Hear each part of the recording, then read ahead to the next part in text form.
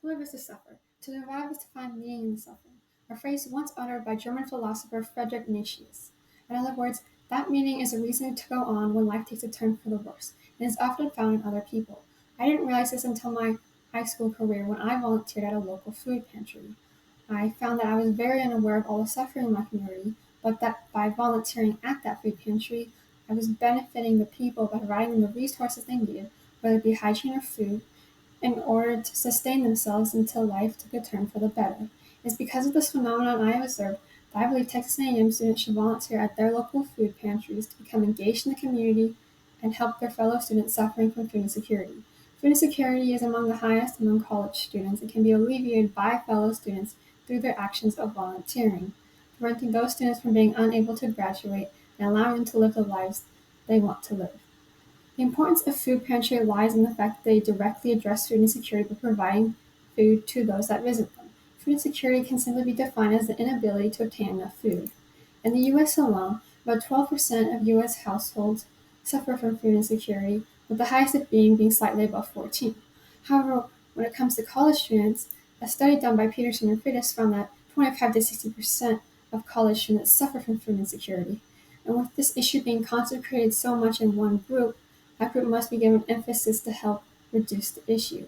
It can be explained by the economics surrounding college students. As in her book, Paying the Price, Sarah Goldrick Rao remarks that from 2005 to 2006 and 2015 to 2016, the price of attending public institutions increased 34%. That means it nearly quadrupled in a span of about 10 years. In addition to that, financial aid did not keep up with the rate of inflation. As such, students are not able to afford college as they could before, and they had to cut back in certain areas. A lot of students would cut back on food as they didn't see it as it being a big deal, not realizing how important food is to academic performance. An interview done by the City of New York University emphasizes this point, as the student remarks I would often stress eat or go to the cheapest food place for unhealthy food. Many times last semester after skipping breakfast, I simply fell asleep during multiple classes and my grades were lower than expected. This can be explained by the fact that food provides energy, and without energy, one doesn't have the motivation or the focus to complete anything or even do so properly. Their mind switches to just thinking about the hunger and ways to avoid it, such as possibly taking a nap. Now, students don't tend to access the resources available for food insecurity.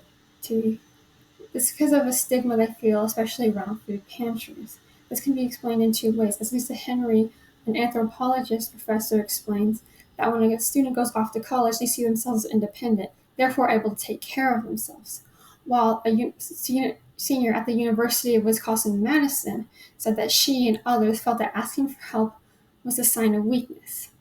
College students seem to have this misguided belief that once they go to college, they know everything, they can take care of themselves 100%, and they are set for life.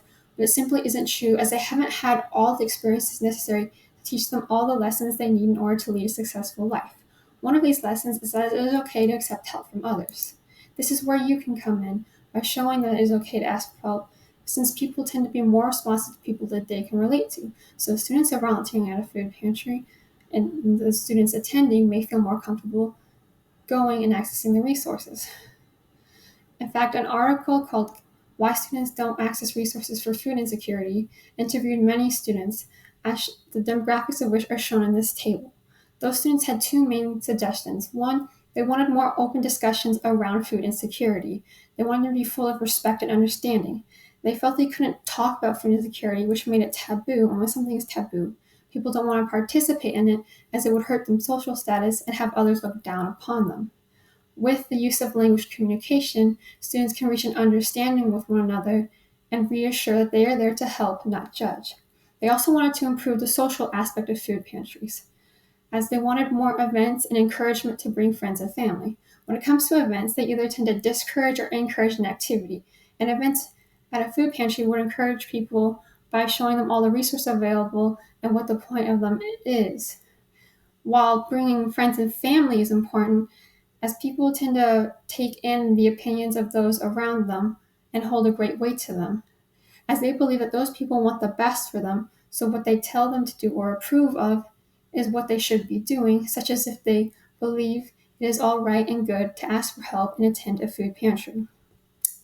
Now, it can be hard to find the time in college to volunteer, as students have a lot of classes, therefore a lot of classwork. However, a study done across 12 states by Natalie Richer found that at least one day a week food pantries were open, with 78.1% following that formula, while those that were urban or non-religious were open more than that.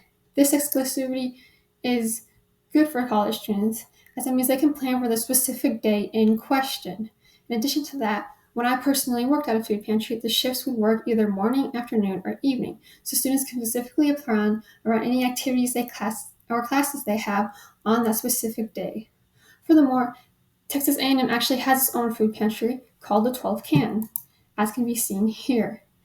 It has university requirements such as being enrolled, of course, as a student, being in good standing, and being enrolled 6 or more hours. Most students already meet this, as those are requirements to graduate.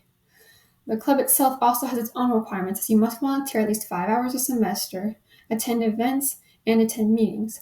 However, when it comes to meetings, I actually talked to the 12 Can Pantry members at an event once. You can get a waiver for that, as they are only every other Tuesday, and they understand that not everyone can attend. It's simply not crucial to the inner workings of the food pantry. Furthermore, events are when you can go basis, just whichever ones you can make. Then when it comes to the 5 hours, the food pantry is only open once a month, so students have plenty of time to plan ahead for the day in question. Now, food pantries themselves are all but a temporary solution. They address the short term, the people suffering in the here and now from hunger. But as food insecurity becomes more normalized, more permanent solutions can be worked towards. As Nicholas Friedenberg, Sarah Golder-Grapp, and Janet Poppin-Dick point out, food pantries can serve as a knowledge and access point to public benefits, provide information about affordable meals on campus, and of course, it should be food. This addresses people in the short terms, those that are suffering from the detrimental effects of hunger, preventing them from failing. At the same time, it gathers people with similar ideas about food justice together. Those people can form a group that can influence others, grow bigger. Then they can do protests, and with protests comes influence on future educational and governmental policies, therefore changing the landscape of food insecurity as a whole. It's a balancing act of addressing the short-term people that need food now and reducing the problem as a whole so less are affected.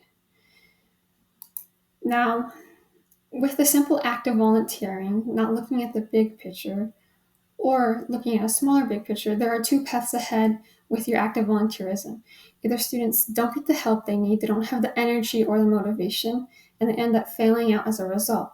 They tend to come out with a lot of debt and wasted efforts, feeling embarrassed that they couldn't do what they started out to do. They can't lead the lives they want to live, and are often unable to support themselves as they couldn't do so beforehand, getting stuck in an endless cycle of suffering. On the other hand, they do get the support they need. They do get the food that they need. They can graduate and get a degree that they started out for, and they can live the life that they had planned for, whether it be with love, with travel, with pets, or even just their dream job. And with that, they feel fulfillment and contentment. And when people are fulfilled and content, they are often able to give their time and resources to others.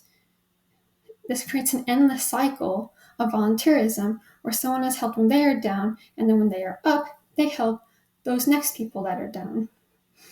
This world is but a vision that can become a reality with your efforts today. As the world has changed and grown, it requires more from its students, wanting a higher education for its workers. These students will need food which can be provided by their fellow students, so they can reach the end of their college journey. This all starts with you and your actions today. So as I bid you farewell, I encourage you to search for the closest food pantry to you, whether that be the 12-man can or a local one in your community, and write down their contact information so you can begin the process of volunteering. As Frederick Nietzsche once said, to live is to suffer. To survive is to find meaning in the suffering. And you can be that meaning for people by showing that it is okay to ask for help when their life takes a turn for the worse. There is no judgment involved. There is only support and empathy. This is a necessary concept, as something as magnificent of a life simply cannot be lived alone with all the complexities within it. It takes many helping hands to reach the end of one's faithful life, of which you can be the beginning.